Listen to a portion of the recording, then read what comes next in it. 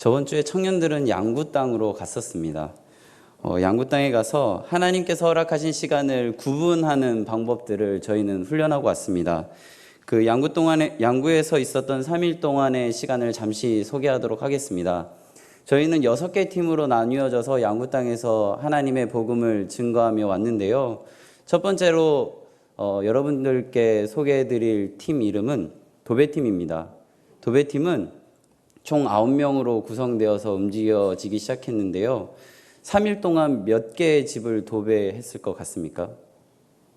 저희 집 도배 한번 해보니까요, 한 이틀 걸리더라고요. 저희 집이 그렇게 크지도 않은데 이 9명, 정확하게 하면 10명인데요. 10명의 청년과 집사님 한 분이 6집을 했습니다. 어마어마한 일을 하고 왔죠. 그뿐이 아닙니다. 보스팀이라고 이름 지어진 10명의 청년들은 어떤 일을 하고 왔냐면 마을회관이 하나 있는데요. 그 마을회관이 이렇게 조금 이제 칠이 조금 벗겨져 있었습니다. 그래서 그 벗겨질 듯 말 듯한 그곳을 다 벗겨내고 칠을 한 번만 한 것이 아니라 3번 했습니다. 건물 한 동을 완벽하게 새 집을 만들고 돌아왔습니다. 그뿐만 아니라 농활팀이라고 그래서 농촌 활동팀이 있는데요. 거기는 제가 태어나서 처음으로 본 그렇게 길고 크고 높은 비닐하우스에 들어가서 한 200m 정도 되는 것 같아요. 그곳에 들어가서 수박을 재배하고 남은 그 수박 그 줄거리 같은 거 있잖아요. 줄기 같은 거를 다 걷어내고요. 그리고 다음에 심을 것들을 모종들을 다 심고 왔습니다.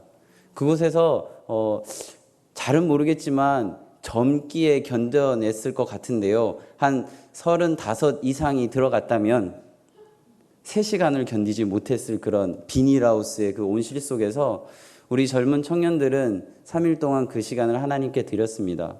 그뿐만 아니라 여름 성경학교 팀이 있었는데요. 그 여름 성경학교의 양구 도촌리라는 곳에 5명의 어린 영혼들을 품고 이틀 동안 그들을 위해 기도하고 함께 뛰놀면서 그 아이들에게 하나님의 사랑을 증거했습니다.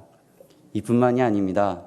우리 수서교회가 자랑하는 이미용 팀, 그곳에서도 하나님께서 허락하신 그 가위질을 그곳에서 했습니다. 강북 지역의 그 최신 헤어 디자이너와 비슷한 수준의 머리 스타일을 그곳에 전파하고 돌아왔습니다. 그리고 임원들을 위주로 구성되어 있는 지원팀이 있는데요. 그들은 군대에서 말하는 5분 대기조의 역할을 했습니다. 한 명이 쓰러지면 바로 그곳에 투입되어서 그 일을 대신하기 위해서 항상 대기만 했습니다. 한 명도 쓰러지지를 않은 거예요. 그 쓰러지지 않은 것이 우리 성도님들의 기도 덕분이었다고 저는 생각합니다. 우리 50여 명의 우리 청년들과 집사님들 그리고 장로님들 함께 해주셔서 하나님께서 허락하신 귀한 4일 동안의 시간 저희들 행복하게 누리고 왔습니다. 이러한 일들을 자랑하듯이 나누기 위해 제가 이 이야기를 꺼낸 것이 아니라요. 우리 청년들은 그곳에서 무엇을 배웠냐면 도배하는 법을 배운 것이 아니고 페인트 칠하는 법 배운 것이 아니고요. 여름 성경학교 잘하는 그런 기능인이 되어 돌아온 것이 아니고 줄기 잘 뽑고 모종 잘 심는 그런 한 사람이 되어 돌아온 것이 아니고 하나님께서 허락하신 방법으로 살아가는 훈련을 하고 돌아왔습니다. 우리 청년들이 하나님께서 허락하신 선교지는요, 양구 땅이 아닙니다. 그들의 삶의 자리가 그들의 선교지입니다. 양구라는 한 곳에 가서 어떻게 하면 하나님의 복음을 잘 전할 수 있을까? 어떻게 하면 하나님의 시간을 구별하여 하나님께 온전히 올려드릴 수 있을까를 4일 동안 집중적으로 훈련하고 돌아온 것입니다. 오늘 우리 청년들이 하나님께 올려드린 찬양 특송했던 제목이 무엇인지 아십니까? 내 삶 드리리입니다. 오늘 제가 함께 나눌 설교의 제목도 내 삶 드리리입니다. 오늘 청년들이 했던 찬양의 가사를 제가 한번 읽어보도록 하겠습니다. 소망 없는 내 삶에 새 생명 허락하신 날 향한 주님의 은혜, 놀라운 주님의 사랑, 삶의 문제 힘겨워 눈물만 드릴 때도 날 안아주시는 주님, 한없는 주님의 사랑, 나 찬양하네 나의 믿음 주께 드려. 나의 삶이 주를 향해 내 유일한 사랑 되신 주께 내 삶 드리리. 나의 믿음 주께 드려. 나의 삶이 주를 향해 내 유일한 사랑 되신 주께 내 삶 드리리. 우리에게 익숙한 단어가 등장합니다. 드리리, 드린다. 누군가 우리에게 주일에 무엇을 하는지 물어보면 우리는 대부분 이렇게 이야기합니다. 예배 드린다, 예배 드리러 간다, 이렇게 이야기합니다. 지금 수요 예배를 향하는 우리들에게 누군가 길에서 만나 어디를 가냐라고 물어보면 예배 드리러 간다라고 이야기합니다. 그럼 제가 묻겠습니다. 무엇을 드리십니까? 하나님께 우리는 무엇을 드리십니까? 이 물음에 대해 오늘 대답을 함께 찾아보려고 합니다. 말라기에는 사람들이 하나님께 수없이 많은 질문을 쏟아내기 시작합니다. 1장 2절에 보면 주께서 우리를 사랑하신다는 증거가 어디 있습니까? 1장 6절 우리가 언제 주의 이름을 멸시하였습니까? 2장 14절 무슨 까닭으로 이러십니까? 2장 17절 우리가 어떻게 주님을 괴롭게 해드렸습니까? 3장 7절 돌아가려면 우리가 무엇을 하여야 합니까? 3장 8절 우리가 주님의 무엇을 훔쳤습니까? 3장 13절 우리가 무슨 말을 하였기에 주님을 거역하였다 하십니까? 질문 속에 어떠한 감정이 느껴지십니까? 말라기서는 바벨론 포로 시간 40년을 끝내고 돌아와서 하나님의 명령 따라 성전을 다시 재건하고 나서 기록된 이야기입니다. 우리도 일본의 식민지로 시간을 보냈었습니다. 우리나라의 광복의 시간을 다시 한번 생각해 보셨으면 좋겠습니다. 36년 동안의 일제치하를 끝내고 환희와 기쁨의 광복의 시간, 일본의 그런 괴로움과 눌림과 압제만 끝난다면 우리에게 참 기쁘고 즐거운 일이 있을 것 같았고, 그때의 많은 기독교인들은 광복을 위해 기도했습니다. 기다렸습니다. 그러한 마음으로 이스라엘 백성들은 바벨론 포로 70년 동안 열심히 하나님께 기도했습니다. 70년이 끝나면 우리에게 참 행복, 참 기쁨이 있을 거라고 생각했습니다. 바벨론 포로 70년만 참으면 행복한 일만 있을 것 같은데, 그리고 왔더니 하나님이 무너진 성전 다시 재건하라 했더니 이것만 끝나면 나의 삶 가운데 기쁨이 넘칠 것 같은데, 실제 이스라엘 백성의 삶 속에는 기대했던 즐거움, 기쁨, 환희, 즐거움 어떠한 것조차도 없게 느껴졌습니다. 기대가 너무 컸던 걸까요? 컸던 기대만큼 실망도 컸습니다. 이러한 실망이 종전에 본 7개의 질문에 녹아들어 있는 것입니다. 이러한 마음으로 제가 다시 한번 7개의 질문을 천천히 읽어보도록 하겠습니다. 1장 2절 주께서 우리를 사랑하신다는 증거가 어디에 있습니까? 1장 6절 우리가 언제 주의 이름을 멸시하였습니까? 2장 14절 무슨 까닭으로 이러십니까? 2장 17절 우리가 어떻게 주님을 괴롭게 해드렸습니까? 3장 7절 돌아가려면 우리가 무엇을 하여야 합니까? 3장 8절 우리가 주님의 무엇을 훔쳤습니까? 3장 13절 우리가 무슨 말을 하였기에 주님을 거역하였다 하십니까? 오늘 본문은 실망 가득한 질문들이 점점 쌓이고 쌓여 절정에 도달했을 때의 이야기입니다. 말라기 선지자가 주장합니다. 3장 7절을 함께 읽도록 하겠습니다. 만군의 여호와가 이르노라 너희 조상들의 날로부터 너희가 나의 규례를 떠나 지키지 아니하였도다. 그런즉 내게로 돌아오라. 그리하면 나도 너희에게로 돌아가리라. 이어서 백성들이 이 일을 제기합니다. 7절을 이어서 읽겠습니다. 너희가 이르기를 우리가 어떻게 하여야 돌아가리까 하는도다. 70년의 포로를 견뎌냈습니다.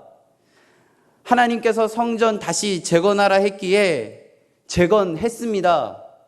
그런데 도대체 뭘 더해야 되는 것입니까? 인간적으로 참 그 마음이 이해가 되어집니다. 그런데 매정하게도 말라기 선지자는 주장을 이어갑니다. 8절 상반절에 보면 사람이 어찌 하나님의 것을 도둑질 하겠느냐? 이 말에 백성들은 기가 차서 이렇게 대답합니다. 우리가 어떻게 주의 것을 도둑질 하였나이까? 말라기 선지자가 대답합니다.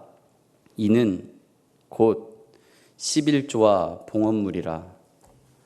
할 만큼 했고 노력할 만큼 노력했는데 하나님께서는 말라기 선지자에게 너희에게 복이 주어지지 않는 이유는 11조와 봉헌물을 제대로 안 했기 때문에 좀처럼 받아들이기 힘든 대화가 오고 가고 있는 것입니다. 정말 본문처럼 하나님께서 자기 배만 채우려는 세상의 우상과도 다를 것이 없는 것입니까? 만일에 정말 본문을 문자 그대로 받아들여서 정말 이 이야기가 사실이라면 신구약 66권 1189장 전체에서 가장 실망스러운 대목인 것입니다.